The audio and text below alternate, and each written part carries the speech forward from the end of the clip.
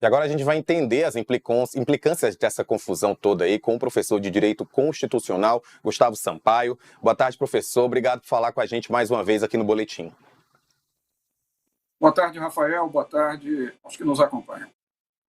Queria começar para saber, né, do senhor, né, que tipo de crime pode implicar esse tipo de pressão, se comprovada, claro, para a entrada dessas joias sem declaração à Receita Federal? Note, Rafael, a legislação penal brasileira ela é muito rica na enunciação dos crimes.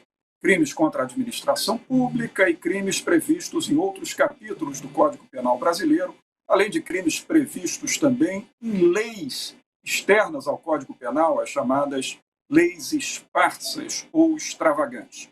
Mas aqui nesse cenário especificamente, notando que não há nenhuma formalização acusatória do Ministério Público ainda, muito menos processo penal, estamos tão somente iniciando uma fase de investigação sobre essas ocorrências, mas o que me ocorre numa análise geral do direito penal brasileiro é que tenha sido praticado crime de advocacia administrativa, que é crime previsto no artigo 321 do Código Penal brasileiro, capítulo dos crimes contra a administração pública, que se dá exatamente quando se patrocina, direta ou indiretamente, observe, tanto do ponto de vista de uma prática direta, quanto indiretamente, interesse privado na condição de servidor público.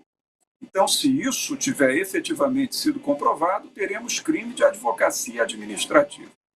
Eu consigo também localizar a ocorrência de crime de peculato, possível crime de peculato. Porque, segundo todo o noticiamento que nos foi trazido, se teria utilizado, inclusive, avião do Grupo de Transporte Especial da Presidência da República, que é uma unidade da Força Aérea Brasileira, a serviço do Palácio do Planalto, para que se encaminhasse servidor público na tentativa de resgatar os bens apreendidos em Guarulhos.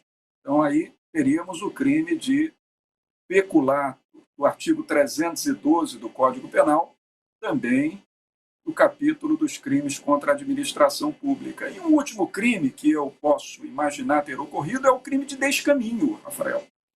Porque no artigo 318, o Código Penal prevê os crimes de contrabando e descaminho. O descaminho se dá quando é trazida aquela mercadoria do exterior, desviando-a da tributação. E me parece que o esforço que se tentou fazer ali, salvo se provado em contrário, é de desviar da tributação brasileira, que é pesada, você sabe, é de 50% sobre o valor do que é trazido para o território nacional, daquelas joias que teriam sido doadas à primeira-dama. Então, esses são basicamente os três crimes que podem ter ocorrido nesse teatro, esse ingresso irregular, esses haveres no território brasileiro. Quando um presidente está em missão oficial em outro país e recebe um presente, esse presente é sempre institucional e, portanto, assim, o Estado brasileiro, é do Estado brasileiro. Ou existe uma possibilidade de um presente ser pessoal para a figura do presidente ou da primeira-dama, por exemplo? Essa pergunta é uma pergunta muito interessante, porque a legislação sobre isso varia de país para país.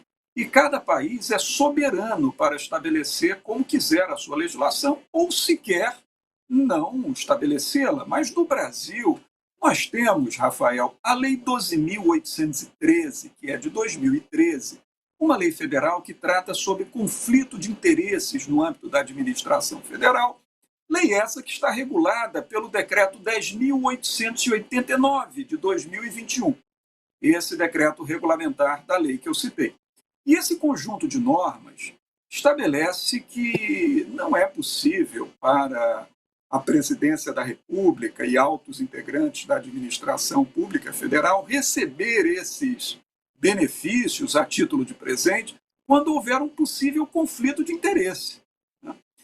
Muitas vezes, essa legislação estabelece a exceção exatamente dos presentes dados pelas autoridades estrangeiras nas relações diplomáticas.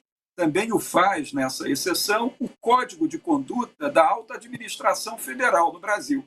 Só que A jurisprudência evoluiu, Rafael, e o Tribunal de Contas da União passou a entender que, quando se trata de presente com valor econômico expressivo, o presente, em verdade, é dado ao Brasil e não à autoridade. A autoridade está lá somente representando o Brasil naquela missão diplomática.